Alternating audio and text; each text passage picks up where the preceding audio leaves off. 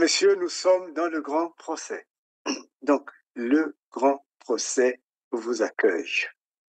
Et alors, aujourd'hui, c'est comme un coup de gueule, quoi. J'ai envie euh, de lancer un coup de gueule parce que j'en ai marre du dysfonctionnement de la justice congolaise. Euh, Parce que déjà, la société civile a formé, j'ai même lu des plaintes qui ont été initiées par la société civile et ces plaintes ont toutes été rejetées, sans fondement, sans base. Il y a eu l'histoire des 14 milliards, hein, je crois que c'est bien cela. 14 000 milliards, attention, ce n'est pas 14 milliards, mais 14 000 milliards de l'argent qui a été détourné. Et ce qui est étonnant, c'est que les plaintes qui ont été formalisées, qui ont été formulées, ont été refusées par la doyenne des juges d'instruction, qui a dit qu'elle a une carrière à gérer et à mener. Ça signifie que la carrière est plus importante que le fait d'examiner les causes congolaises.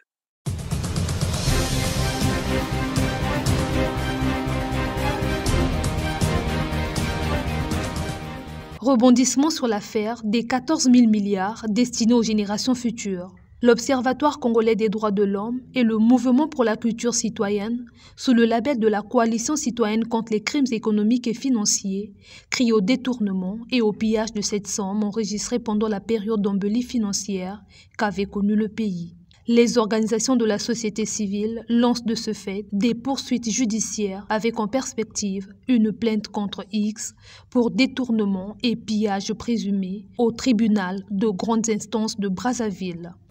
Cette plainte est la réponse raisonnable de nos organisations à l'interpellation adressée à la société civile congolaise en vertu de sa capacité juridique à ester en justice, suivant les termes de la pétition citoyenne en circulation au Congo et à travers le monde, pour exiger des poursuites judiciaires contre les crimes économiques et financiers. Somme affectée au compte de stabilisation domicilié à la Banque des États de l'Afrique centrale, dont l'ouverture a été annoncée le 12 août 2006 par le président de la République du Congo devant le Parlement réuni en congrès. Cette recette est due aux excédents budgétaires suite à la hausse des prix du baril de l'or noir à cette époque.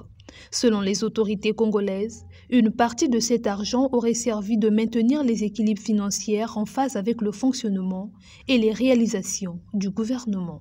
Il s'est également de signaler que l'audit annuel de ce compte de stabilisation que le chef de l'État avait promis en 2006 et que devrait effectuer chaque année la Cour des comptes et de discipline budgétaire n'a jamais été réalisé.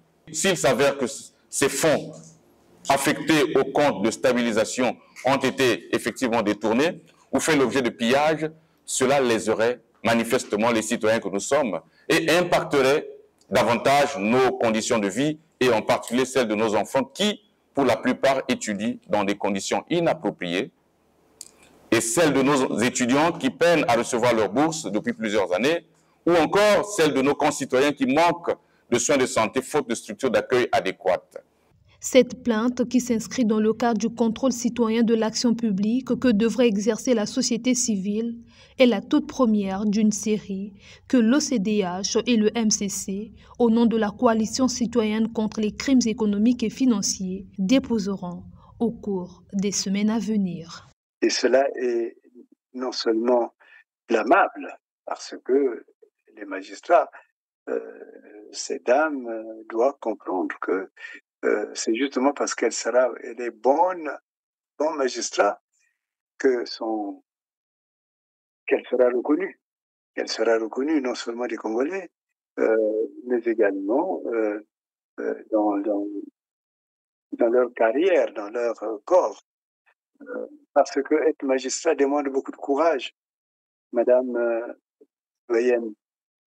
D'abord, je crois que dans cette affaire, il y a eu un dysfonctionnement très grave. Ils sont arrivés, on leur a demandé de l'argent, alors que normalement, il faut quand même que c'est après que l'argent est demandé, ce qu'on appelle la caution. Et donc, demander l'argent, et l'argent a été pris par le greffe sans avoir qu'on appelle, sans avoir un reçu, sans même un reçu. Je ne sais même pas si cet argent a été récupéré par la suite. Donc, il y a là déjà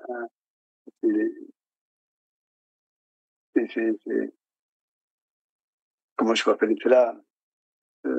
C'est une violation très grave quand même vous prenez l'argent des gens, vous ne donnez pas de reçu, vous n'instruisez pas sérieusement les plaintes qui sont déposées et quand on vous a face à face, vous osez dire que vous avez une carrière à gérer, mais si tous les magistrats du Congo ont une carrière à gérer, il est clair que la justice ne fonctionnera pas. La justice ne fonctionne pas. Et j'aime beaucoup un passage biblique qui dit est-ce que c'est en vous taisant que vous rendez justice? Est-ce que Madame la doyenne des juges d'instruction, c'est en vous taisant que vous rendez la justice? Est-ce que c'est en vous cachant derrière votre carrière que vous rendez la justice? Non, ce n'est pas ainsi. Le Congo est un pays qui a vraiment besoin que l'on puisse traiter sérieusement la question de la justice. Parce que nous avons pratiquement plus de 40 ans de l'injustice. Et même avant, mais surtout pendant ces 40 ans, c'est le règne absolu de l'injustice. Et que vous puissiez prendre à cœur la situation de la justice au Congo.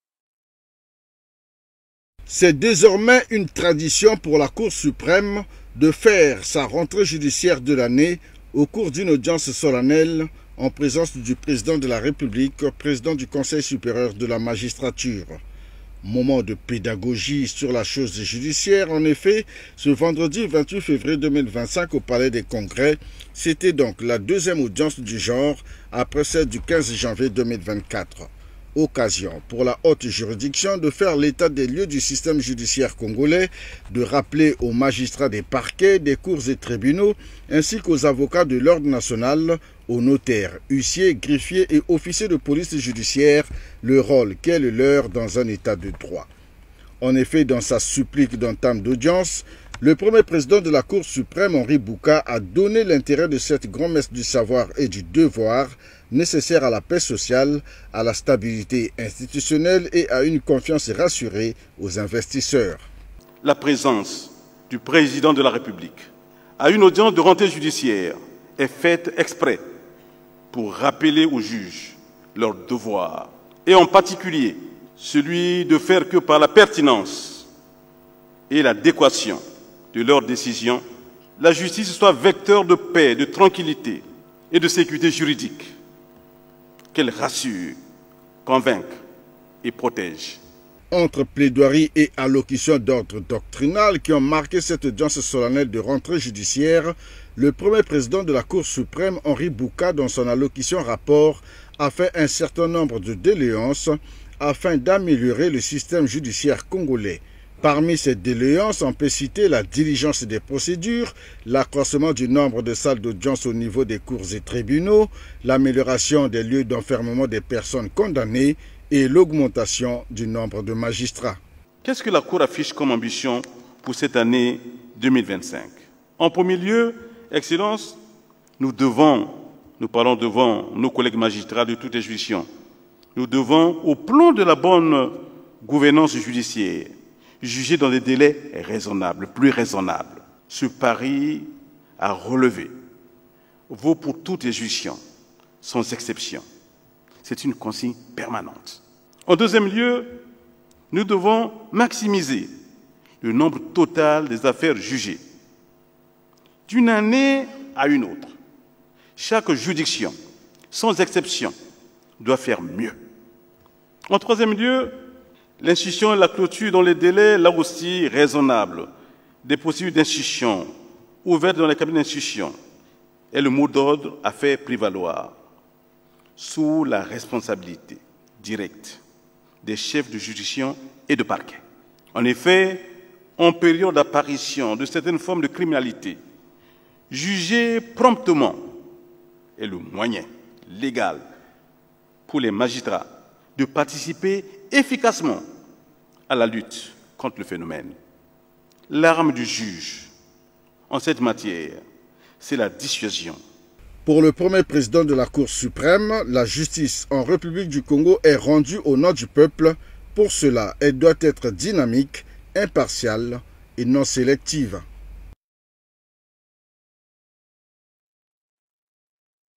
Il en est de même, je crois, d'une plainte qui a été formulée sur les 6 milliards, hein, c'est ça, les 6 milliards. Donc, et même celle-là, elle est rejetée particulièrement par le procureur. Mais nous sommes là dans une situation de véritable déni de justice. C'est formulé avec des avocats sérieux, des avocats même qui prennent des risques, ils amènent même un huissier pour faire le constat, mais d'une manière ou d'une autre, on arrive toujours à cette situation de déni de justice. En droit français, on fait une grande distinction que vous devez impérativement connaître. On distingue les magistrats du siège et les magistrats du parquet. Les magistrats du siège, ce sont les juges. Ce sont ceux qui sont chargés de la fonction de juger les affaires.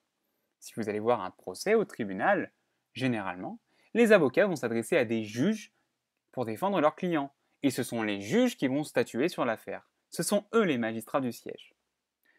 Pourquoi magistrats du siège? Eh bien, on les appelle les magistrats du siège car ce sont eux qui sont assis lors de l'audience. Ils jugent assis sur le siège. Mais parmi les magistrats, il n'y a pas que les juges, il n'y a pas que les magistrats du siège. En effet, il y a d'autres magistrats qui sont chargés de veiller à ce que la loi soit bien appliquée. Ce sont les magistrats du ministère public. Ce sont ceux que l'on appelle les magistrats du parquet. À quoi servent les magistrats du ministère public? Eh bien, la mission principale de ces magistrats, c'est de veiller à défendre l'intérêt général, à défendre l'intérêt de la société. Et font partie du ministère public ce que l'on appelle les procureurs. En effet, les procureurs généraux, ceux qui sont rattachés à une cour d'appel, et les procureurs de la République, ceux qui sont rattachés au tribunal de grande instance, eh bien, font partie du ministère public. Procureurs font partie du ministère public. Concrètement, en matière pénale, eh bien, ce sont eux, ces magistrats du parquet, qui décident par exemple de poursuivre ou non quelqu'un. Imaginez que vous commettez un vol, mais qu'il n'y a aucune preuve contre vous. Le magistrat du parquet décidera alors de ne pas vous poursuivre et il n'y aura donc aucun procès qui sera fait contre vous. Les magistrats du parquet ne jugent pas, ils veillent simplement à défendre l'intérêt de la société. Et lorsqu'une infraction pénale est commise, imaginons un vol, l'intérêt de la société a été violé. Et donc il appartiendra au magistrat du parquet de décider de poursuivre ou non l'individu, de dire ce que commande la société. Et donc, les magistrats du parquet sont aussi également appelés magistrature debout. Pourquoi magistrature debout? Car lorsqu'un procureur prend la parole à l'audience, il se lève, prend ses réquisitions et donc se tient debout. Pour finir, il faut enfin dire que les magistrats du parquet et les magistrats du siège sont donc des magistrats, et dès lors, ils sont soumis au Conseil supérieur de la magistrature. Mais vous êtes là pour faire quoi? Quel est votre rôle en tant que juge? Quel est votre rôle en tant que procureur? Quel est votre rôle? Qu'est-ce que vous voulez? Quel est le message que vous voulez transmettre quant à la pratique de la justice au Congo?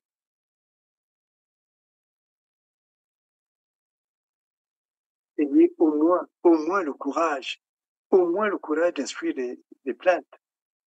Les gens qui font ces plaintes prennent un risque énorme, parce que ce n'est pas des affaires personnelles, c'est des affaires qui touchent la nation. Donc, eux, s'ils prennent un risque, le vôtre, c'est celui de faire votre métier. Vous êtes des jurys, vous devez faire votre métier. Vous n'avez aucune excuse. Aucune. Aujourd'hui, je vais vous parler de procureur. Lorsqu'une infraction est commise, Le procureur de la République peut poursuivre son auteur devant le tribunal ou en cour d'assises. Il déclenche alors l'action publique. Qui est-il? Le procureur de la République est un magistrat, membre du parquet. Il représente le ministère public devant toutes les juridictions de l'ordre judiciaire. Suivant le principe d'individualité du parquet, chacun de ses membres peut se substituer à un autre à n'importe quel stade de la procédure. Le procureur de la République est placé sous l'autorité du procureur général, chef du parquet auprès de la cour d'appel, et garde de sceaux, ministre de la Justice et des Libertés. Le parquet a une organisation hiérarchisée. Les procureurs généraux sont nommés en Conseil de ministres. Les procureurs de la République sont nommés par décret du président de la République sur avis simple du Conseil supérieur de la magistrature. Au cours de sa carrière, le procureur peut, à l'occasion d'une mutation, quitter le parquet pour rejoindre le siège et inversement. Quelles sont ses compétences? Le procureur de la République intervient sur information des services de la police, des gendarmeries, mais également des services de l'État, ou, à la suite d'une plainte d'un particulier, lorsqu'une infraction est commise dans les ressorts du tribunal de grande instance dans lequel il exerce ses fonctions. Il procède ou fait procéder à tous les actes nécessaires à la recherche et à la poursuite des auteurs d'infractions pénales. À cette fin, il dirige l'activité de la police judiciaire. Il contrôle le placement et les prolongations de garde à vue, les interpellations, etc. Le procureur a l'opportunité de poursuite. Il peut en effet, s'il estime cette solution d'opportunité, d'engager le poursuite lorsque l'infraction est établie. Plusieurs possibilités s'offrent à lui. Il peut classer l'affaire sans suite, notamment quand l'auteur de l'infraction n'est pas identifié ou est irresponsable, démence. Préalablement à sa décision de déclencher l'action publique, il peut mettre en œuvre des mesures alternatives aux poursuites. Rappel à la loi, composition pénale, mesures de réparation des dommages ou médiation pénale entre l'auteur de fait et la victime, orientation de l'auteur de fait vers une structure sanitaire, sociale ou professionnelle. En matière de contraventions ou de délits, il peut renvoyer l'auteur devant un tribunal. Tribunal pour l'enfant, juridiction de proximité, tribunal de police, tribunal correctionnel. En matière de crimes ou de délits complexes, il peut ouvrir une information par la saisine du juge d'instruction qui est alors chargé de l'enquête. Le procureur présente oralement ses réquisitions devant les tribunaux et les cours, mais n'assiste pas au délibéré. Outre ses compétences, le procureur met en œuvre localement la politique pénale définie par le garde de sceaux. Par ailleurs, il dirige et coordonne l'application de contrats locaux de sécurité mis en œuvre par les collectivités territoriales. Comment saisir un procureur? Toute personne victime d'une infraction peut déposer plainte auprès des services de police ou de gendarmerie qui la transmettront ensuite au procureur. La plainte peut également être adressée directement au procureur de la République. Et vous avez une obligation d'exercer la justice. Et j'insiste bien sur le fait que c'est une obligation. Si vous êtes payé, si vous gagnez la vie, je sais que c'est un espace où il y a beaucoup de corruption, il y a beaucoup d'argent qui passe de poche en poche, mais vous devez au moins faire votre travail. Si vous n'êtes pas capable de le faire, je crois que la meilleure des choses, c'est de démissionner. Devenez plantant quelque part, devenez plantant dans une banque, devenez scribouillard, je ne sais pas de quoi, dans une entreprise, pratiquez un peu de droit là-bas, mais ne restez pas dans la magistrature. Vous savez, un pays qui a souffert de l'injustice, un pays qui a souffert du crime, les gens de ce pays, le peuple de ce pays, est découragés. Et il n'y a que vous qui pouvez leur redonner de l'espoir. Qu'est-il passé le 5 novembre dernier? C'est la question que se pose Olga Samba après la mort de son neveu Giuliano Lubaki, dont la dépouille a été identifiée à la morgue du centre hospitalier et universitaire de Brazzaville par sa sœur. Cet homme de 35 ans avait été arrêté et gardé à vue par la police après une dispute avec son épouse. Vraiment, l'État n'a qu'à faire son travail. L'État n'a qu'à faire son travail pour que justice soit rendue. Parce que pour nous, c'est vraiment une injustice au niveau de la police. Si elle avait fait son travail légalement en faisant la part des choses, notre fils ne se serait pas retrouvé au cachot.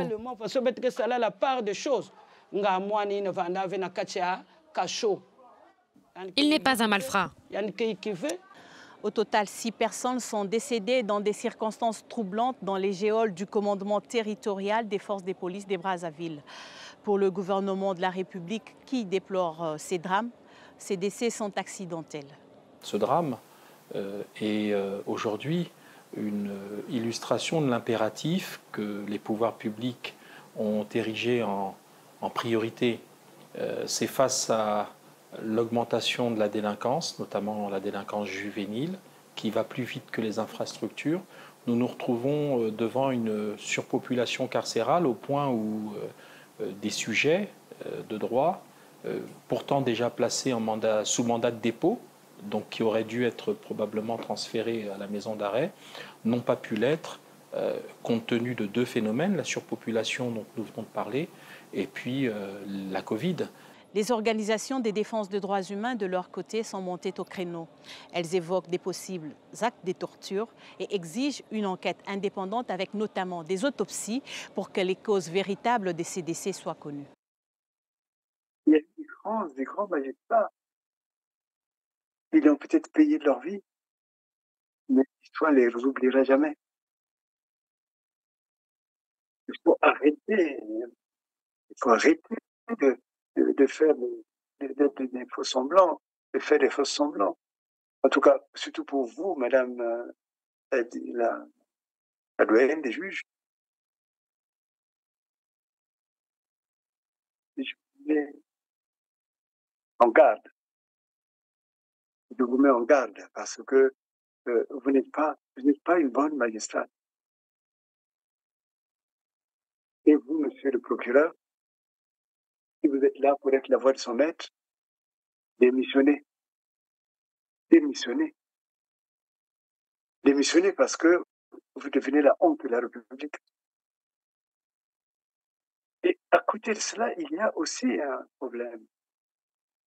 Il y a un problème, c'est que j'ai appris qu'il y a eu l'affaire Zidane, qu'il y a eu un mandat d'arrêt qui a été prononcé et que le procureur a été convoqué par le ministre des Affaires judiciaires, de la Justice.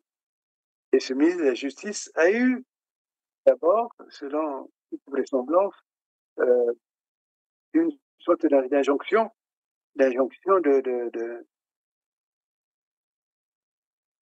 Sassou, ou tout au moins de ses services, pour que le mandat d'arrêt qui était fait contre Zidane soit annulé. Mais annulez-le. Montrez votre incompétence. Montrez votre incapacité à gérer la justice. Et la seule fois où j'ai plaidé à Brazzaville, je me rappelle, j'avais mis en garde le président de l'audience. Et je me rappelle, le confrère m'avait demandé de venir les voir, le juge en dehors, parce que c'était l'offensé. Non, il faut arrêter ça. En fait, il faut que chacun fasse son travail. Et la période où il fallait que les jugements aillent d'abord au Oyo pour qu'ils soient corrigés, avant de pouvoir être prononcés, c'est vraiment la préhistoire du droit, la préhistoire de la justice. Il faut que la justice devienne reine au Congo. Il faut que la justice devienne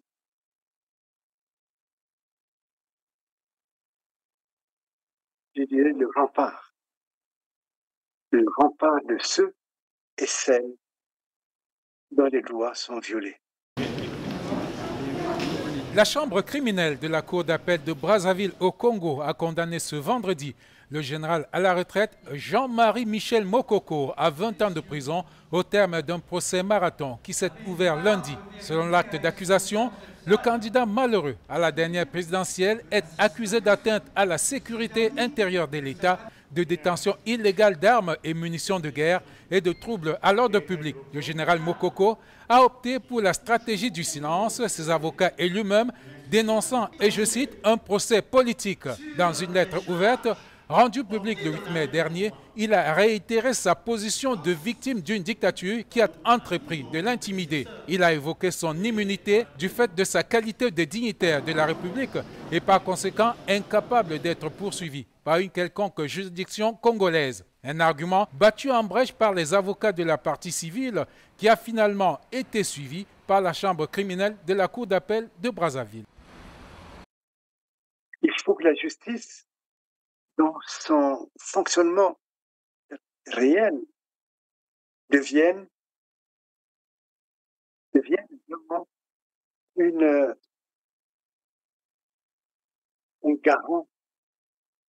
un garant même de la démocratie.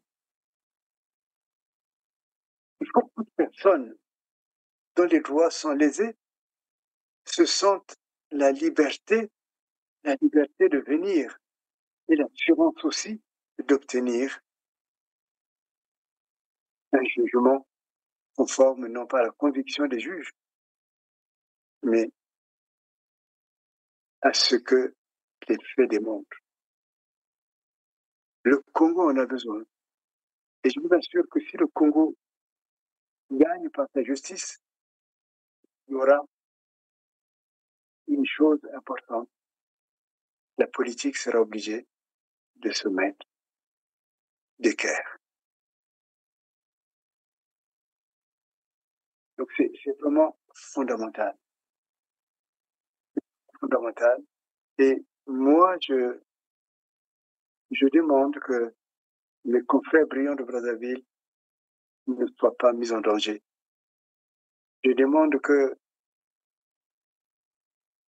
les organisations de la société civile fonctionnent de manière libre. Je demande que la justice ne soit pas au Congo un quinquet des cavernes, mais que ce soit vraiment la lumière éclair. Ceux qui ont volé, il est tout à fait légitime. D'ailleurs, je félicite le procureur qui lui a lancé un mandat d'arrêt. Mais si le procureur, monsieur le procureur, si vous rétractez, vous faites le jeu des voleurs. Si vous vous rétractez, vous faites le jeu de ceux qui détruisent notre Congo, ceux qui ruinent les trésors, ceux qui font que le Congo devienne un pays poubelle au moins en matière judiciaire. On peut voler, le trésor est vide. Dès que l'argent rentre au trésor, immédiatement, il est sorti et reparti. Cela ne donne pas une grandeur à un pays. Je considère que la Bible a raison, et c'est la justice qui fait la grandeur d'un pays. Donc, ne jouez pas avec la justice. La prochaine fois, si ça ne se résout pas, je dirai publiquement le nom de cette doyenne des juges d'instruction. La prochaine fois, je dirai aussi le nom de ce procureur. En tout cas, surtout, si le parquet revient sur son mandat, là, il est clair. Il y a une complicité réelle. Et cette complicité, nous allons la combattre. Il faut que nous puissions la combattre. Ça permet de suggérer mon frère, de pouvoir travailler peut-être avec ce que la première chose, avec deux procédures. Ce qu'on appelle une formation interpellative, interpeller les ministères qui sont concernés, les directions qui sont concernées, pour qu'on sache où sont partis ces argents. Mais cette sommation interpellative va demander des huissiers courageux qui doivent aller sur place pour poser des questions.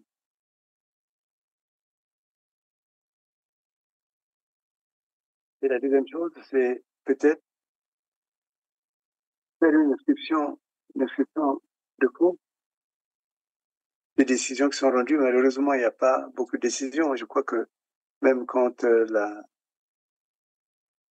doyenne des juges d'instruction dit qu'elle a une carrière à gérer, elle ne l'écrit pas. Et souvent, quand il y a eu une décision qui sont prises, les décisions ne sont pas écrites. Et en tout cas, travailler avec des outils comme ça, et en disant bien que le travail qu'ils font n'est pas un travail vain. N'est pas un travail vain, parce que ce travail va permettre de faire valoir. Maintenant, on va commencer à communiquer cela au niveau des médias, et ça permettra à l'étranger de savoir exactement quelle est la situation congolaise de la justice. De parler de ce dysfonctionnement et qui n'est pas un accident. Le fonctionnement de la justice congolaise est une récurrence. Il faut que cette récurrence arrête. Les images sont choquantes. Des corps gisant à même le sol, victimes d'une bousculade en pleine nuit, un recrutement qui a tourné au drame. Partis avec espoir de devenir militaires suite au recrutement lancé dans les forces armées congolaises, ces jeunes trouvent la mort dans des circonstances difficiles. Ils étaient des centaines à se masser ici, au gymnase Michel Dornano, venus des différents arrondissements de Brazzaville. À la Belle Étoile, depuis leur arrivée, il fallait attendre les environs de minuit pour voir le portail du bataillon s'ouvrir. Commence alors la lutte pour être parmi les 700 personnes à recevoir le jour. Rapidement, un effet d'entonnoir s'est créé à l'entrée, donnant lieu à une bousculade au cours de laquelle des dizaines de candidats se sont retrouvés au sol, sévèrement piétinés par les autres qui voulaient à tout prix accéder au site. Le camp du bataillon des sports de l'armée congolaise est situé à moins d'1 kilomètre du CHU de Brazzaville, où ont été conduits les victimes. Arrivés au service d'urgence ce mardi matin, nous avons rencontré quelques survivants du drame. Dans cette salle, ils sont 2 sous oxygène. Et de l'autre côté, il y a d'autres plus conscients qui nous relatent les faits. Vu que moi j'avais donné des dossiers ailleurs pour intégrer l'armée. Maintenant on m'avait dit il faut un petit papier là. Pour avoir ce papier là, il faut seulement au gymnase. Après, moi j'ai pour avoir un déboîtement là. Environ les 20 et puis ici, là. Les heures tardives.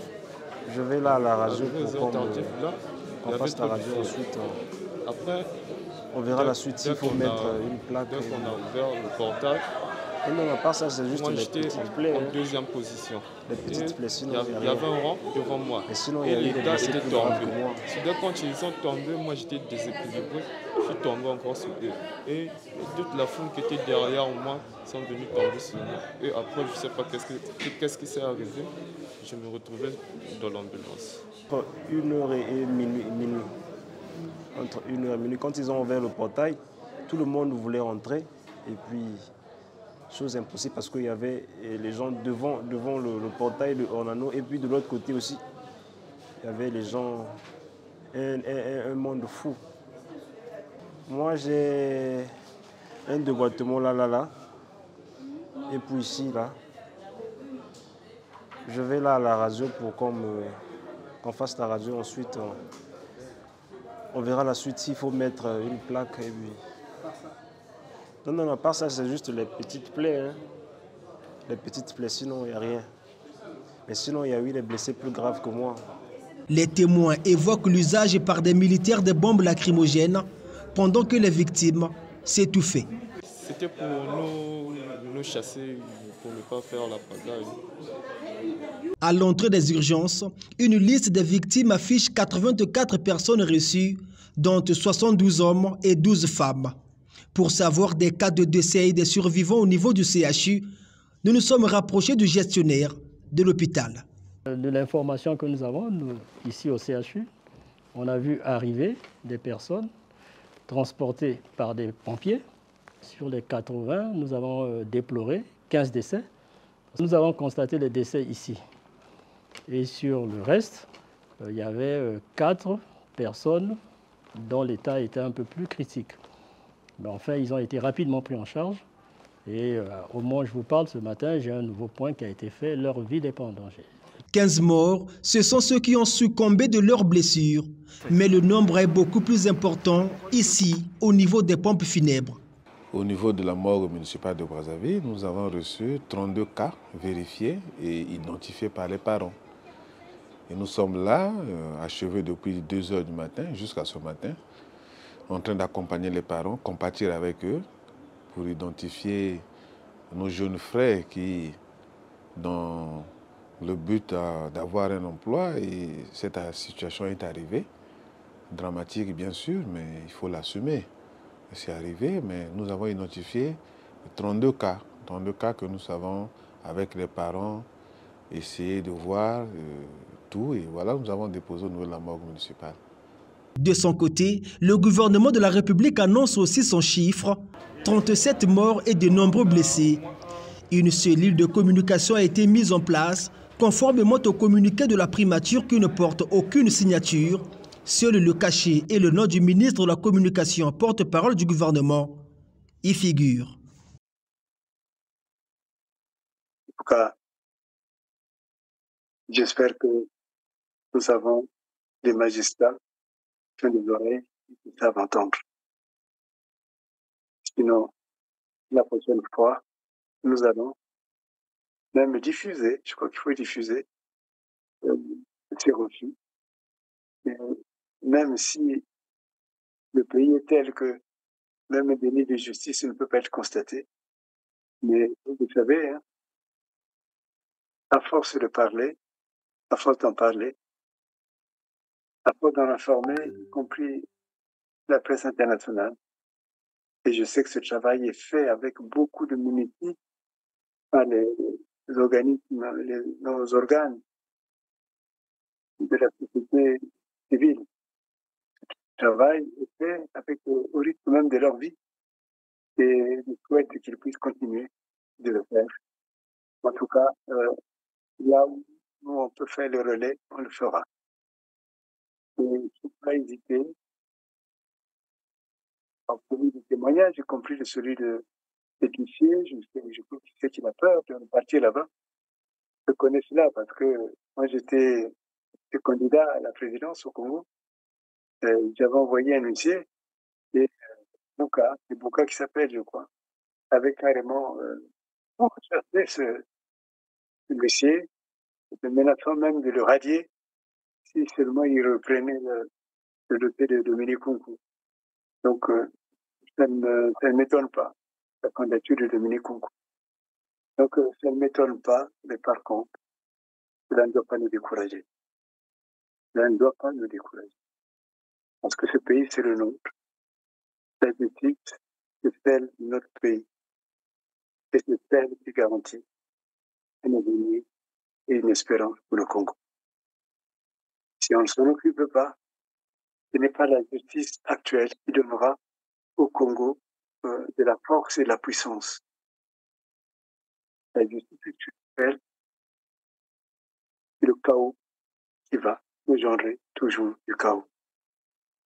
Et dans ce chaos, il est clair qu'on peut facilement voler, on peut facilement tuer, parce que les preuves, on les fait disparaître, avec même la complicité de la justice. Et si nous voulons un Congo fort, je voudrais que nous devons exiger, je voudrais dire qu'il nous faut exiger une justice forte. Parce que sans justice forte, il n'y aura jamais un Congo fort. Ce ne sont que les hommes, ce ne sont que les femmes. Et ce qu'ils disent les engage totalement. Quand une doyenne des juges d'instruction, je ne sais pas combien il y a, mais doit se reconnaître, arrive à dire qu'elle a aussi une carrière à gérer, il faut que cette parole soit entendue des Congolais. Et elle n'est pas seule dans ce cas-là. Elle n'est pas seule. Elle est avec d'autres. C'est pratiquement le credo de fonctionnement de la justice. J'ai une carrière à gérer. Ma propre gérer de carrière. Qui va s'occuper de la justice? Qui va traiter les vrais dossiers? Qui va convoquer les voleurs? Qui va soutenir les mandats d'arrêt internationaux contre ceux qui se sauvent après avoir commis des crimes financiers énormes?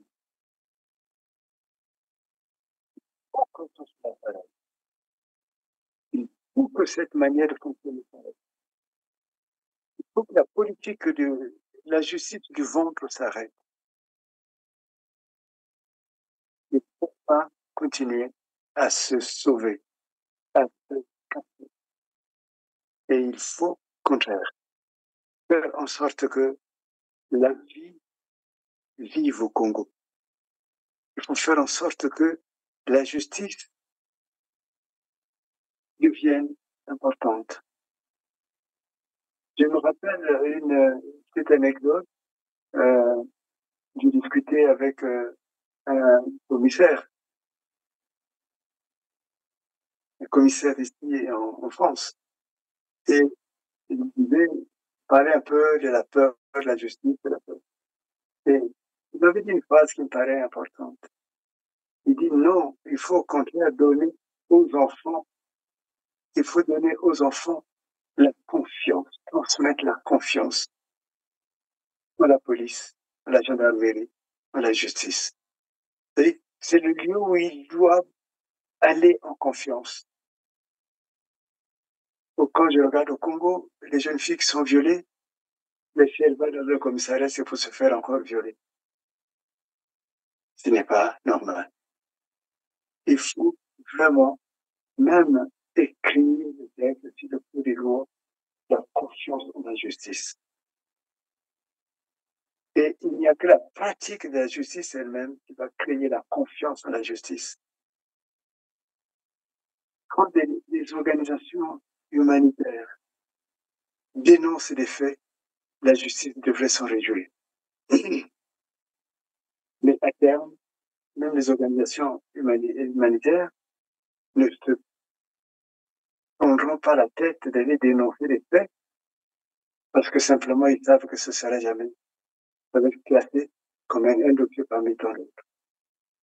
Et cette justice-là, non seulement elle est paresseuse, elle crée des paresseux, les magistrats sont des paresseux fonctionnant avec ce régime-là, mais également crée des dénis de justice en cascade, des dénis de justice en cascade. Et le Congo s'endort sur les dénis de justice. Et le Congo s'endort sur la corruption des magistrats. Et le Congo s'endort sur les voleurs. Ils prennent l'autorité sur la justice. La justice prenne l'autorité sur eux. La prochaine fois, nous dirons des noms. La prochaine fois, nous dirons, nous transmettrons des actes.